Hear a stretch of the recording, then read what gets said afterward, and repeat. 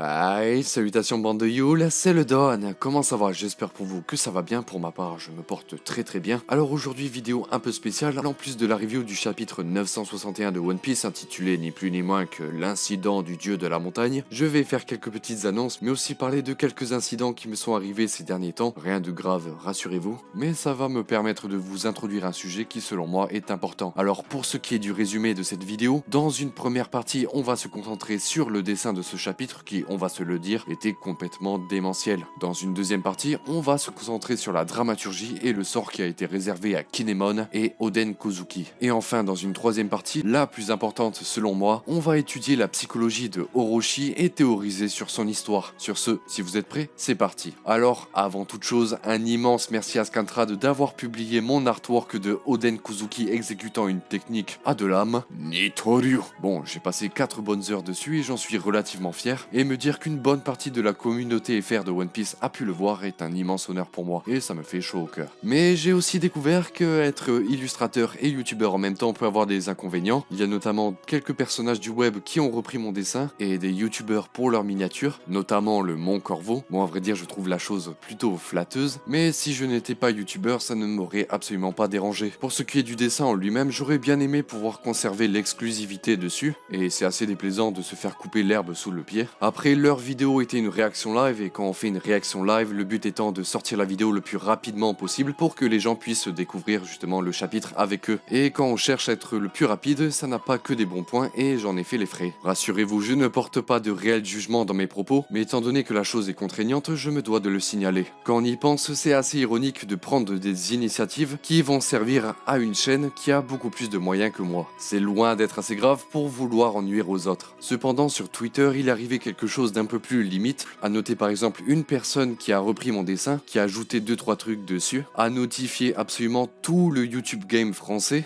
sauf moi. Scantrad himself est intervenu avec bienveillance, le mec s'est excusé, donc tout est bien qui finit bien. Bon, même si sa publication a eu un sacré succès. Et des personnes ont fait preuve de bon sens, et toute cette histoire a été à l'origine d'un gros foin sur Twitter, où un débat sur la légitimité des artistes a été lancé. Alors là, je me dois de demander votre avis à vous dans les commentaires. Est-ce que laisser les artistes de leur propre initiative signer leurs œuvres suffit, ou alors est-ce qu'il faut systématiquement créditer les artistes quand on publie leur travail? Après moi, je vous l'ai dit et vous le savez, des artworks, j'en ai fait des centaines pour remplir mes vidéos de contenu, et si j'ai fait ce dessin, c'était justement dans ce but. Mais comme j'en étais particulièrement fier, je l'ai envoyé à Scantrad, et finalement ça m'a offert de la visibilité, donc je n'ai aucune raison de faire preuve d'ingratitude. Mais je me dois d'être redevable envers Scantrad, mais surtout Eiichiro Oda, et il ne faut surtout pas négliger que c'est lui à l'origine de One Piece et des dessins que l'on reprend tous. Après, ce genre d'événement, ça arrive tout le temps sur internet, pas seulement que à moi, donc je pense que c'est important qu'on en parle et qu'ensuite l'on puisse déterminer les limites. Je me répète, mais tout ça est arrivé à cause d'un dessin, c'est loin d'être assez grave pour vouloir se mettre à clasher.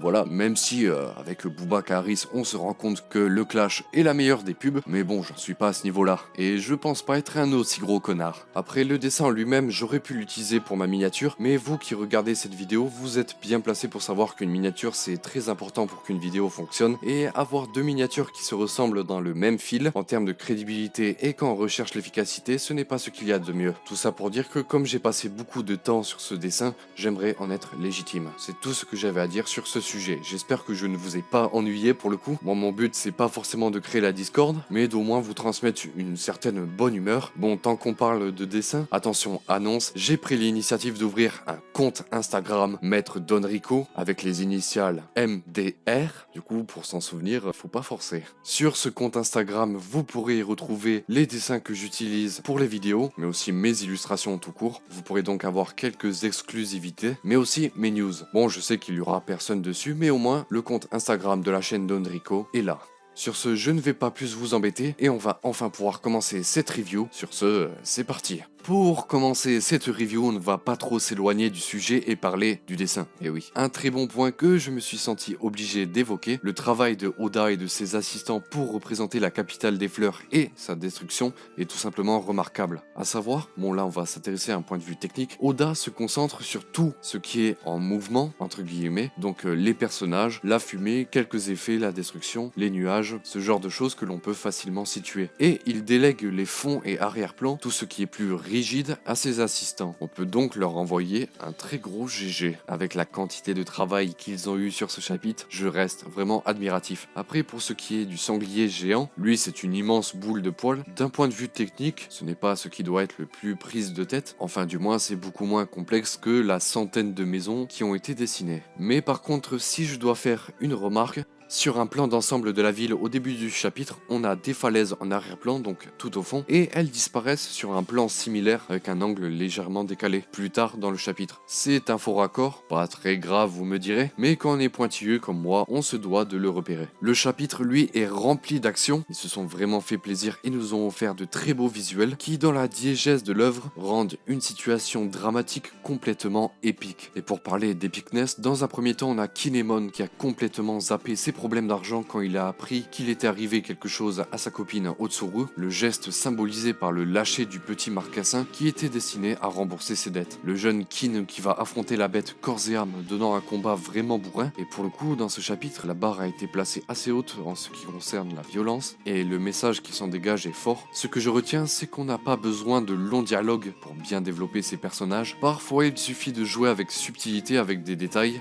La défaite de Kinemon participe à rendre encore plus monstrueux le dieu de la montagne. Encore une fois, combiné avec les visuels, ça dégage un truc vraiment fou. Et encore une fois, on peut remarquer le travail sur les trames qui a été vraiment bien optimisé. Et pour parler de la situation du début du chapitre, on peut faire un parallèle avec la décision des fourreaux rouges de quand même aller à Onigashima malgré que le rassemblement n'ait pas eu lieu et que le port ait été détruit. Tout ça dans la timeline actuelle de One Piece. Petit instant théorie, mais bon, je pense que tout le monde y a forcément déjà pensé. Pour que Oda donne autant d'importance au sanglier et à ses capacités de destruction, son odorat et son comportement protecteur, c'est qu'il faut se douter que le petit marcassin, qui faisait tout l'objet des 2 chapitres de ce flashback, deviendra un allié dans la bataille contre Kaido, à condition qu'il soit encore en vie et qu'il soit aussi balèze que son daron, bien évidemment. Et pour le coup, là, on peut aussi parler du reste du bestiaire de Wano Kuni. Autre réflexion que je me fais là sur le moment, Big Mom, elle, s'intéresse à toutes sortes de créatures pour sa collection qui se fait grâce au pouvoir de Mandor, avec le pouvoir de la bibliothèque. Il se pourrait aussi donc qu'il puisse y avoir du bestiaire des 2 côtés dans cette bataille, histoire de rajouter un peu plus de chaos.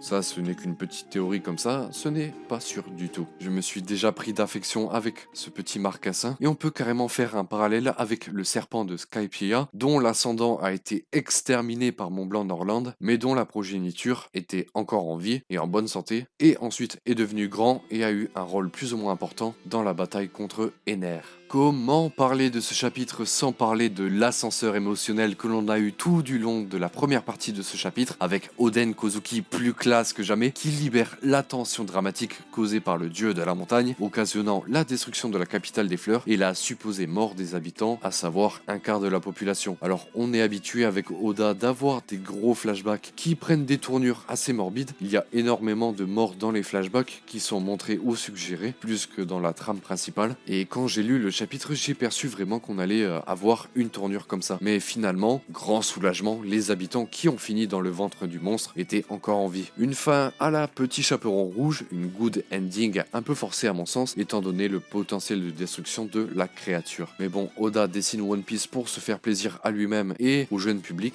Enfin, pas seulement sur eux bien sûr, mais il fait preuve de considération. Oda, c'est le bro. Mais bon, ce n'est pas plus mal que ça finisse bien, on va pas se réjouir de la mort des habitants. Sinon, les habitants de la capitale aurait eu la haine envers Oden, autant que, je sais pas moi, les habitants de Konoha envers Kyuubi qui s'est retrouvé dans le bid de Naruto, à titre d'exemple. Et pour le prestige de ce mec, je suis pas sûr que ce soit cool. Cependant, et là, théorie oracle One Piece, il est tout à fait possible que le sanglier serve de prison temporaire à Luffy et à d'autres hommes, au même titre que le serpent de Skypiea, dans le but d'écarter Luffy de l'histoire pour développer certains attraits, développer certaines actions et enfin libérer Luffy quand il le faudra pour se mesurer à Kaido et à ses hommes pour permettre au récit de conclure l'arc de Wano Kuni et la bataille contre le légendaire Kaido allié avec Big Mom.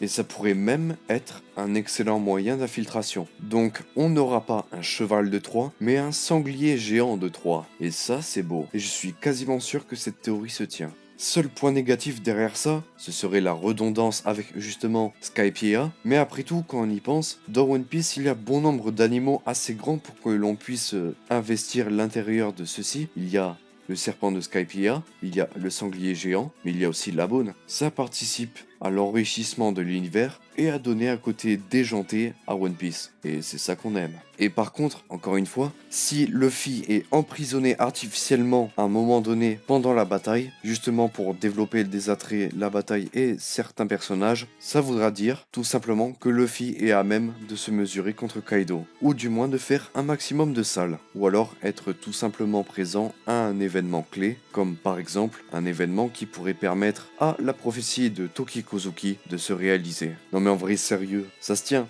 Oracle One Piece, faites-moi confiance.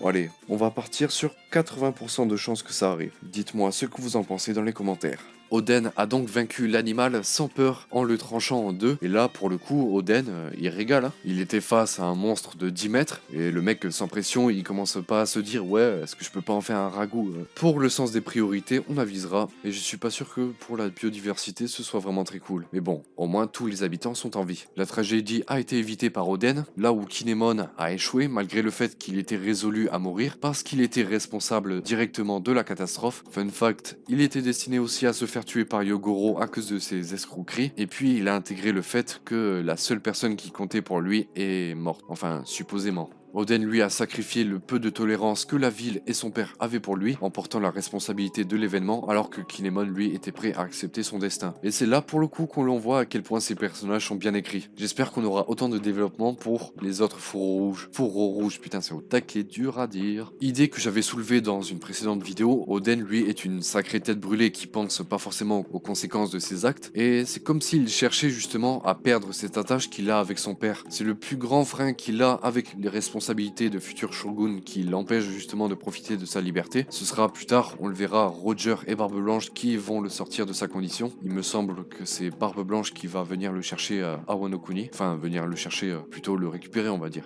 Et ça je trouve ça vachement intéressant. C'est un schéma récurrent chez les héros de récits d'aventure. On a d'abord un élément perturbateur qui pousse l'individu à sortir de sa zone de confort. En l'occurrence, tout l'incident de ce chapitre. Il se trouve ensuite de solides compagnons. Donc là on a Denjiro qui lui est un fan de Oden et Kinemon qui lui est redevable à 400 milliards de pourcents et qui se dit même prêt à mourir pour lui. On a ensuite le mentor qui sera bien évidemment Yasui. On a pu le voir dans les chapitres 940 et quelques dans le flashback de ce dernier juste avant sa mort. Ce bon vieux hérisson va le tirer vers le haut tout comme les autres fourreaux rouges qui n'attendent que de rencontrer Oden à Kuri et ailleurs. Durant ce flashback, on peut se douter qu'il va s'écouler plusieurs années, le temps de former toute sa clique. Alors le mec, il doit déjà devenir le boss de la région de Kuri et donc pour ça vaincre Ashura Doji, qui est un peu le grand maestro de tous les criminels qui se sont réfugiés dans cette région, qui est actuellement dans le flashback une zone de non-droit. Ensuite, il en deviendra le daimyo de tous ces sujets. Il rencontrera Inuarashi et Nekuma Mushi, et ça pour le coup ça m'intéresse vraiment, de savoir dans quel contexte ces deux-là se sont rendus à Wano Kuni, sachant bien sûr qu'il existe un pacte d'amitié entre les Minks et le clan Kozuki. Il y aura aussi, et là je suis complètement hypé, la rencontre avec Barbe Blanche. On connaît déjà bon nombre d'événements de la vie de Oden, et du coup on peut facilement identifier les zones d'ombre qui restent à éclaircir. Inutile de vous dire que je suis particulièrement curieux. Et encore, je n'ai pas cité tous les événements qui ont été comptés par les différents personnages qui ont parlé de Oden. Ainsi soit-il, on va enfin pouvoir passer à la dernière partie de ce chapitre avec la rencontre de Oden, Yasui et, à notre grande surprise, Orochi Kurozumi,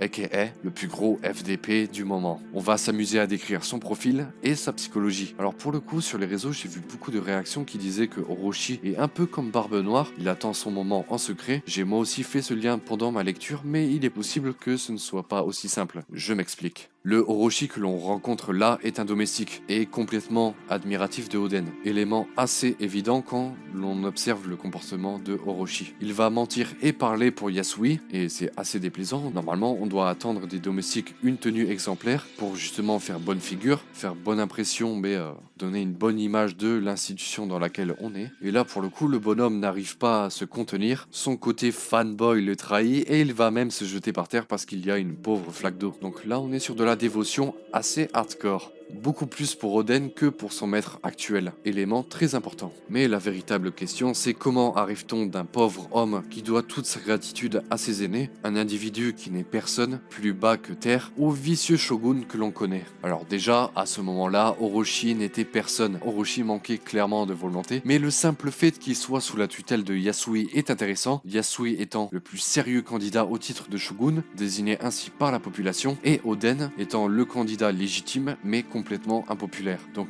déjà, en termes de piston, on est sur du Emmanuel Macron Ecoplus. Putain, la comparaison qui fait mal. LOL. Si Orochi s'est retrouvé là et pas ailleurs, c'est que sans doute avoir un rôle politique est intéressant pour lui, et il a pris l'initiative de s'entourer des meilleurs, profitant de l'altruisme de Tonoyasu. Quoique la rencontre avec Oden est due à un concours de circonstances, ça ne tient pas à grand chose, mais on peut lui reconnaître une certaine malice, bien qu'il en fasse des caisses. Mais moi, et tout l'intérêt de cette théorie, c'est que j'ai vu en lui un besoin de reconnaissance, un manque cruel d'attention qui se manifeste justement par cette trop grande agitation. Donc, pour répondre à la question soulevée plus tôt, comment change-t-on un homme à ce point? C'est simple. L'amour et la haine sont les deux surfaces d'une même pièce. Je vais donner un exemple qui ne tient qu'à moi. Est-ce que vous vous souvenez du film d'animation Les Indestructibles? Et si oui, est-ce que vous vous souvenez du personnage de Indestructiboy, qui lui est un fan inconditionnel de Monsieur Indestructible et qui va se faire tège allègrement, et plus tard devenir l'antagoniste du récit. Et je pense concrètement qu'on est sur ce registre-là, un fanboy avec de l'admiration ultime qui, à force de trop en demander à son héros, n'aura finalement plus rien, ignorant une potentielle aide, peut-être certains encouragements, des remises en question. Là où Marshall D. Teach, on reprend l'exemple de tout à l'heure, admirait son maître Barbe Blanche, mais en le voyant vieillir et perdre de son prestige, s'est remis en question, mêlé à un désir assidu de puissance, allant jusqu'à tuer un compagnon pour un fruit du démon surpuissant. Je vais enfin pouvoir donner ma synthèse. Je pense que Orochi a tout fait pour grimper les échelons, tout en se renforçant lui et son clan, mais en développant une haine et de la jalousie contre les gens pour qui il est censé être redevable, et s'est même mis à comploter contre, avide de pouvoir. Lorsque Kaido est arrivé à Wano et qu'il n'y avait plus personne d'assez fort pour défendre le pays, si ce n'est Oden Kozuki qui a réussi à lui infliger une sérieuse blessure, selon les dires de sa fille, Orochi a vu l'opportunité de gagner des galons en vendant tout simplement Wano Kuni, ses habitants et ses ressources à Kaido, sans consulter les daimyo. Il aura plutôt proposé ceci: soit vous intégrez mon clan, soit vous devrez vous battre contre moi. Autrement dit, ce sera la guerre. Yasui, lors de son dernier aveu avant de mourir, dit qu'il fut littéralement mort de rire comme jamais, et vous savez très bien que le rire se nourrit d'inattendus, donc que Orochi a clairement pris la confiance, mais malheureusement on va le dire, Yasui a répondu par la guerre, accompagné des 4 daimyo et du peuple, mais contre Kaido ce fut peine perdue. Orochi a été placé là grâce à son vice, à sa malice, à une chance de tous les diables, mais surtout grâce à Kaido. Kaido qui s'en sert désormais de façade pour le marché noir. Orochi, lui qui n'était rien, est aujourd'hui celui qui possède tout, qui est au centre de toutes les attentions. Voilà ce qui arrive quand on donne le pouvoir aux plus avares et étroits d'esprit. C'est ainsi que se termine cette vidéo, j'espère qu'elle vous aura plu. Pour le coup, je me suis plutôt amusé à l'écrire et à la faire. Bon, même si j'ai dû la faire plusieurs fois. Ça faisait longtemps que je n'avais pas étudié le profil d'un personnage sérieusement. La dernière fois, c'était pour Komurasaki. Là aussi, j'avais théorisé sur son parcours. Pour faire ce genre de vidéo, je passe en mode scénariste, je me mets à la place de Oda. Et c'est un exercice qui me plaît beaucoup. Sur ce, j'attends impatiemment vos retours dans les commentaires. N'oubliez pas le petit pouce bleu, à vous abonner si ce n'est pas déjà fait, à activer les notifications, à partager si le cœur vous en dit. Les prochaines vidéos sont déjà écrites, il ne me reste plus qu'à enchaîner. Et si je vous disais que j'avais peut-être trouvé le secret du One Piece, est-ce que ça vous intrigue? Est-ce que vous pensez que j'en fais des caisses? Ah, vous êtes tellement pas prêts. Ouais, je suis le pire vendeur du monde. Bon, j'ai fait STMG après tout. Allez, merci infiniment à vous d'avoir regardé la vidéo jusqu'au bout. Encore une fois, un immense merci à vous pour supporter toutes mes vannes pourries. Et mon ego surdimensionné d'Oracle One Piece. C'était le Don pour vous servir. Et allez, bonsoir. Grazie mille.